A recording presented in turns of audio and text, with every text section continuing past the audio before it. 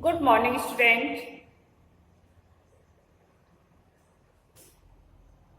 अभी आपने सुदामा चरित्र की नरोत्तम दास जी द्वारा रचित कुछ पदों को सुना। उन्हीं में से कुछ आगे के एक काव्यांश को हम समझा रहे हैं, आप ध्यान पूर्वक सुने। वैसे यु राज समाज बनी, गजबाज घने मन संभ्रम छायो। कैदो परियो कहूँ मार्ग भूल के, फिर कै मैं अब द्वारका आ रही हूँ। भवन बिलोक वे को मन लोचत, अब सोचत ही सब गांव मझायो। पूछत पाड़े फिरे सब सो, पर झोपड़ी की कहूँ खोज न पाई। डियर स्टूडेंट, आपको हमने बताया कि जब श्री कृष्ण खाली हाथ सुदामा को भेज देते हैं, और आपको यह भी बताया कि वो उस रास्ते से आते हैं जो जल्दी पहुंचाता था, शॉर्ट रास्ता था। रास्ते में भील उन्हें लूट लेती है, तो सुदामा जी मन ही मन सोचने लगती है, अच्छा रहा मेरे मित्र ने हमें कुछ नहीं दिया, यदि वो दे भी देता तो ये भी लूट लेती। इस तरह से वो सोचते सोचते कब वो सुदामापुरी में आ गए उन्हें पता ही नहीं चला।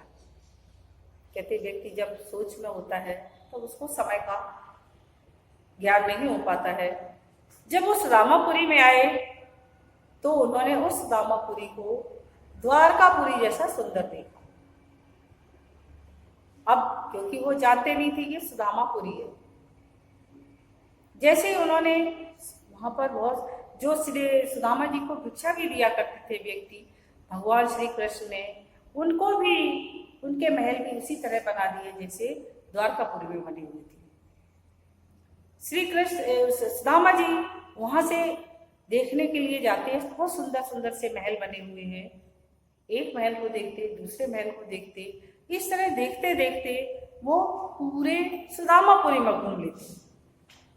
अब वो मन में कैसे क्या सोच रहे हैं, वैसे ही राज समाज बनो, उसी तरह का राज समाज बना हुआ है, कैसा जैसा द्वारकापुरी में बना हुआ था। वैसे ही राज समाज बने, गजबाज घने मन संभ्रम। गज माने हाथी और बाज माने घोड़े। घोड़े हाथी भी सबके घरों और दरवाजों पर खड़े हुए हैं। सुंदर सुंदर वैसी ही इमारतें बनी हुई, सुंदर महल बने हुए हैं सबके। हाथी घोड़े उनके दरवाजे पर खड़े हुए हैं। कैदो पर्यो कहूँ मार्ग भूल को। अब सुदामा जी कहने लगे, कहीं ऐसा तो नहीं है कि मैं मार्ग भूल गया हूं, और मार्ग भूल करके ठहर के मैं अब द्वारका, मैं वापस घूम के द्वारका ही तो नहीं आ गया हूं। क्योंकि जिस तरह की सुंदर सुंदर महल द्वारका में बने हुए थे, वही सुंदरता उन्हें सुदामापुरी में दिखाई दे रही है। तो पर सुदामापुरी तो ऐसी थी ही नहीं, इसलिए सुदामा जी के मन में ये भ्रम होता है कि कहीं ऐसा तो नहीं है कि मैं भूल बस घूम करके वापस द्वारका में ही आ गया। पर भवन बिलोक में को मन लोचन, सुंदर सुंदर से भवन बने हुए हैं जिनको देखने के लिए सुदामा जी का मन ललचा रहा है।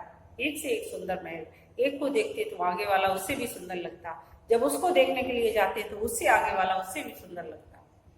इस तरह कहा जाता है एक से एक सुंदर महल बने हुए हैं, तो सुदामा जी का मन ललचा रहा है उन भवनों की सुंदरता देखने के लिए। इस तरह से वो एक एक करके सारे महलों को देखते जा रहे हैं।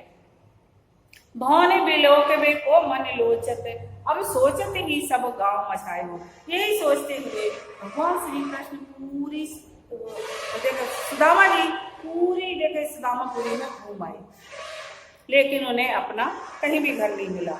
पूछत पांडे फिरे सब सो। पांडे, अच्छा सुदामा पांडे उनका नाम था, गरीब ब्राह्मण थे।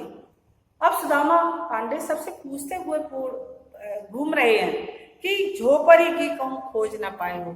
अर्थात वो सबसे पूछे, सबके वस्त्र बदल गए, सब राजा राजकुमार जैसे स्त्री पुरुष लग रहे, इसलिए वो पहचान में भी नहीं आ रहे।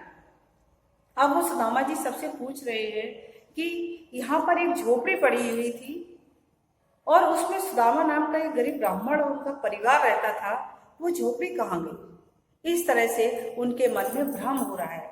उन्हें ऐसा लगता है कि ऐसा तो नहीं है कि कहीं मेरे जाने के बाद मेरे इस राज्य पर, सुदामापुरी पर हो सकता किसी ने राजा ने आक्रमण कर दिया हो, और इसको जीत करके उसने अपने सारे महल बनवा लिए और यहाँ के लोगों को भगा दिया उसी में, क्योंकि मैं था नहीं, इसलिए हमारी स्त्रियों को, बच्चों को भी भागना पड़ा होगा यहाँ से, अब पता नहीं कहाँ भटक रहे होंगे, यही मन में वो सोच रही है। इस तरह सोचने पर अब सुदामा जी के ये समझ में नहीं आ रहा है कि आखिर में मैं क्या करूं। यदि मैं ढूंढता ही रहूंगा तो कैसे पता चलेगा, और कोई भी उनको सुदामापुरी में ये बता नहीं रहा है कि ये द्वारकापुरी नहीं बल्कि सुदामापुरी है। कहा जाता है कि उनकी पत्नी को जब पता चला कि सुदामा जी आ रहे हैं तो उनका स्वागत करने के लिए वह सुंदर वस्त्र धारण करके, गहने और आभूषणों से लद करके और आरती की थाल लेकर के वो एक जो मुख्य महल था, जैसे द्वारकाधीश भगवान श्री कृष्ण का महल बना हुआ था, द्वारकाधीश भगवान श्री कृष्ण ने अपने जैसा ही महल सुदामा जी का बनवाया हुआ था, उस महल के दरवाजे पर खड़ी है। अब जैसे ही उस महल के आगे से सुदामा जी निकलते हैं और उस स्त्री को खड़ा हुआ देखते हैं जो हाथ में थाल लिए हुए है, सुदामा जी को उसके चेहरे पर अपनी पत्नी की जैसी छवि दिखाई देती है। उसे लगा कि मेरी पत्नी भी इसी तरह की थी, लेकिन मेरी पत्नी के पास इतने सुंदर कपड़े, इतने सुंदर सुंदर से आभूषण कहाँ हो सकते हैं? अरे ये तो कोई राजकुमारी या फिर रानी होगी, मेरी पत्नी इतनी सुंदर कहाँ? पर पत्नी मुझे लगती है जैसे ये मेरी पत्नी है, उसके जैसे ही चेहरा बिल्कुल लग रहा है। सुदामा जी बहुत देर तक देखते रहे, लेकिन वो उनको पहचान नहीं पाए, और इसके बाद जब वो आगे बढ़ने लगे तो कहा जाता है उनकी पत्नी समझ गई कि सुदामा जी ने हमें पहचाना नहीं है, इसलिए उनकी पत्नी ने द्वारपाल को भेजा और कहा कि जाओ सुदामा को बुला के लाओ। जब सुदामा जी को वहां बुला के लाया, सुदामा जी बेचारे डरने लगे। उन्होंने सोचा कि मैं बहुत देर से उस राजकुमारी या फिर रानी को ताक रहा था, हो सकता है राजा ने आदेश दिया हो कि ये कौन सा व्यक्ति है, इसकी कैसे हिम्मत हुई हमारी राजकुमारी या रानी को देखने। तो इसलिए सुदामा जी और डर गए, और डर करके जब उनके द्वारपाल आए तो उनके साथ वो गए जाकर के देखा तो उनकी पत्नी ने उनके पांव छुए और उनकी आरती उतारी और कहा कि आप इतने भ्रम में क्यों हैं, मैं ही आपकी पत्नी हूँ। तो सुदामा जी ने पूछा कि आखिर में ये सब कुछ बदलाव कैसे आया, तुम्हें इतने सुंदर आभूषण और गहने कहाँ से मिले? उनकी पत्नी ने बताया कि जब से तुम गए हो उसी दिन से यहाँ पर श्री कृष्ण के दूत आए और उन्होंने पूरी इस नगरी को इतना सुंदर बनाया। जितने दिन आप वहां पर रहे उतने दिन में उन्होंने इस विश्वकर्मा के द्वारा इस नगरी को सुंदर बनाया है। इस तरह से कहा जाता है कि सुदामा जी के भी उतने ही ठाट बाट हो गए जितने की श्री कृष्ण के हुआ करती थी। जिस पर भगवान की कृपा हो जाती है उसका जीवन बदल जाता है। धन्यवाद।